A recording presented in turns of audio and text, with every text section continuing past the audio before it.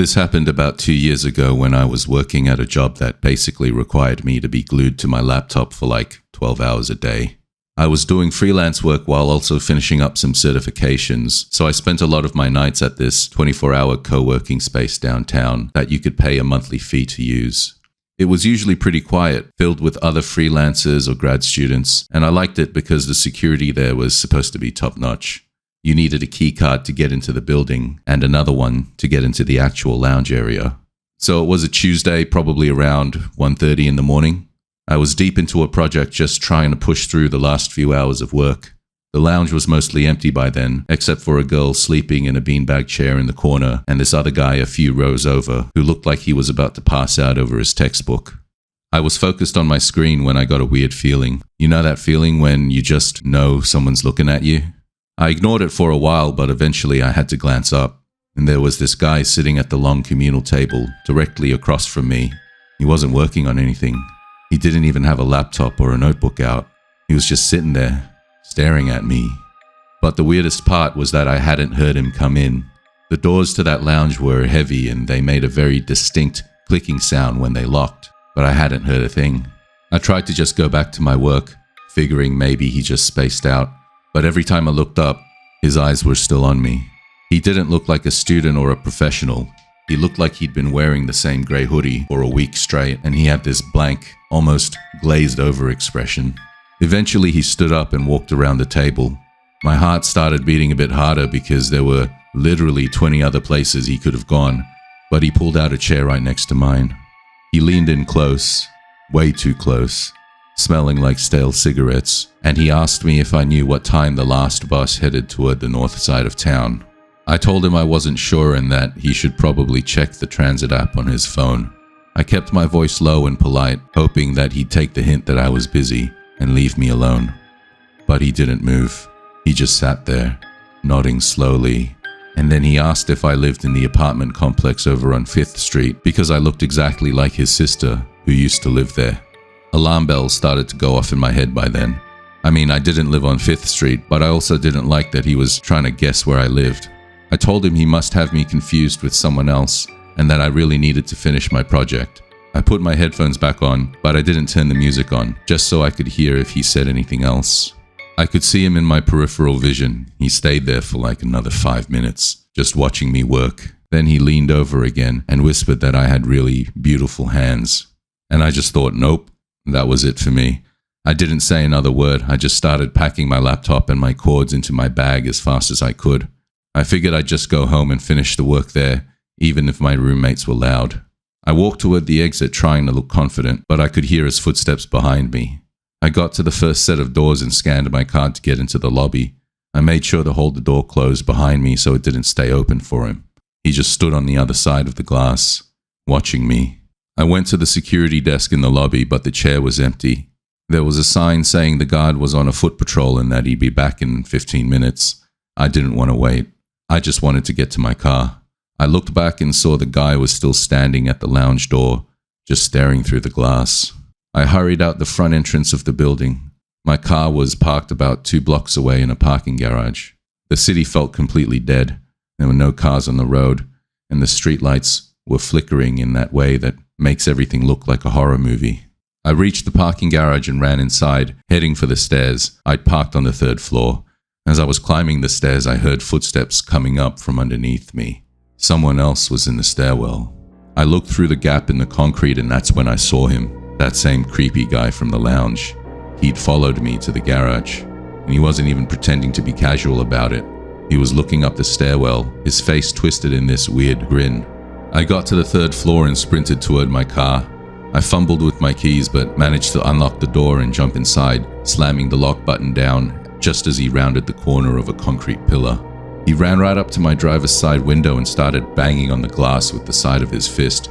He was yelling something. I could see his mouth moving. He was calling me Sarah, and he kept shouting about how Sarah wasn't supposed to leave and that he'd been looking for me for a long time. I threw the car into reverse and backed out. He didn't let go of the door handle at first. I could hear his fingernails screeching against the metal as the car pulled away. I shifted into drive and floored it toward the exit. I looked in my rearview mirror and saw him standing there in the middle of the ramp, just watching me drive away. I didn't go straight home. I was terrified he might have seen my plates or somehow knew where I lived, so I drove to a 24-hour police station about 10 miles away. I went inside and explained everything to the officer at the desk. I told him about the lounge, the weird comments, the fact that he chased me to my car calling me a name that wasn't mine. I didn't expect much, but to their credit, the police actually took it pretty seriously. They sent a car to the lounge, and turns out the guy was still loitering in the area. And when they searched him, they found out he didn't even have a membership to the lounge. He'd slipped in behind someone else hours earlier and just been hiding in the bathroom until most of the people left. But the scariest part was what they found in his pockets. He had a pair of heavy-duty zip ties and a small folding knife. It turns out he had a history of doing this at different libraries and workspaces across the state. He'd fixate on a woman, convince himself she was someone from his past, and then follow her home. I stopped going to that lounge after that. Even though they upgraded their security, I just couldn't handle being in that space anymore.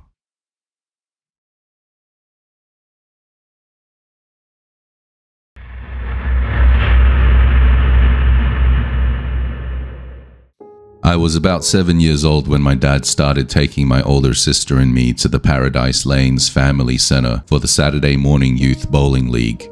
My sister was actually pretty good at bowling, but I mostly spent my time either throwing gutter balls or just watching the heavy machinery reset the pins. On this one particular Saturday, things felt pretty normal. My sister was locked in, totally focused on her frame, and my dad told us he was heading over to the snack bar to get us some drinks. He made us promise to stay right there at the lane until he got back. I tried to listen, I really did, but I was bored. I started wandering toward the prize counter because I was obsessed with the shiny plastic junk they kept behind the glass.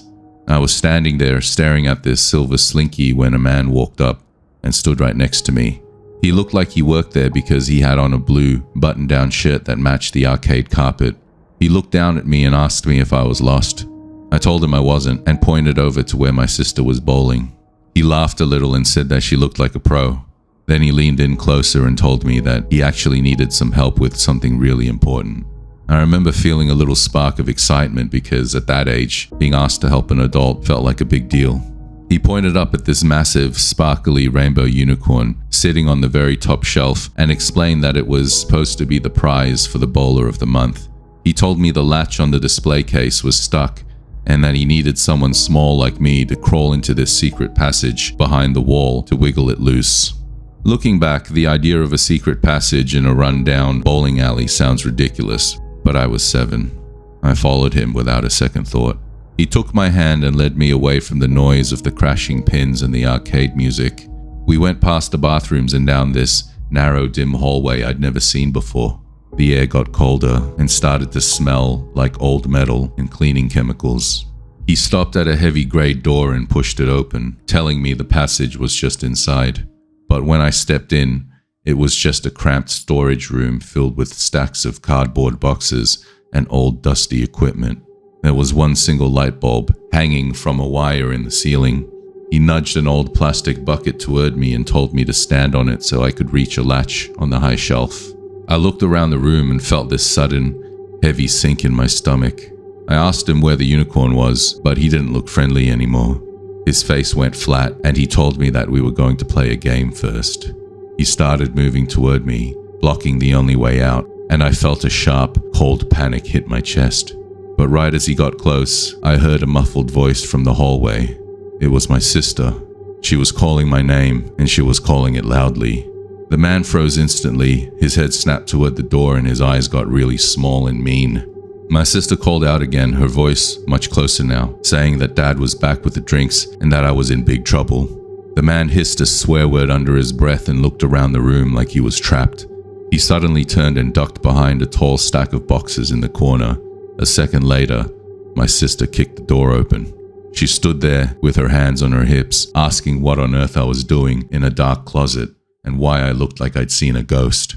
I didn't even try to explain. I just grabbed her hand and sprinted down the hall, through the arcade, and I didn't stop until I crashed into my dad's legs. I was sobbing so hard I couldn't get the words out. I tried to tell him about the man and the unicorn, but it all just sounded like nonsense. My dad realized something was wrong though, and went back to the storage room immediately, but by the time he got there, the door was locked. He got the manager to open it, but the room was empty, and there was no guy in a blue shirt. It was just a bunch of boxes and that overturned bucket.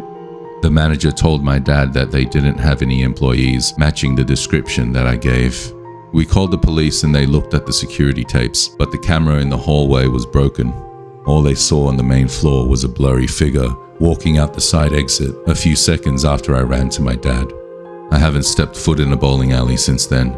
I try not to think about it too much, but every now and then, I still catch myself thinking, what if my sister hadn't found me exactly when she did?